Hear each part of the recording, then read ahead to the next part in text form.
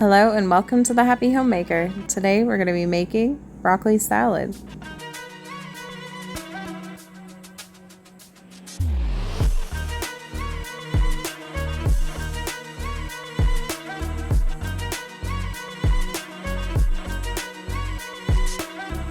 Add bite-sized pieces of broccoli to a bowl. You can put it through the salad spinner to strain it better if you'd like. Add the onions, the cranberries, sunflower seeds, and the cheese.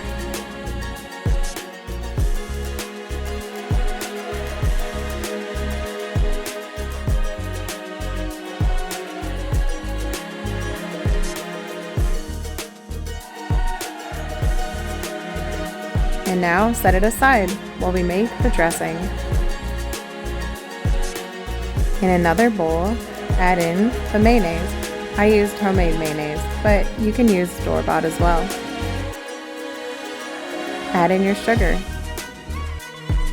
Now add in the vinegar and mix it together. And now we're just going to add our dressing on top of the salad. How simple is that?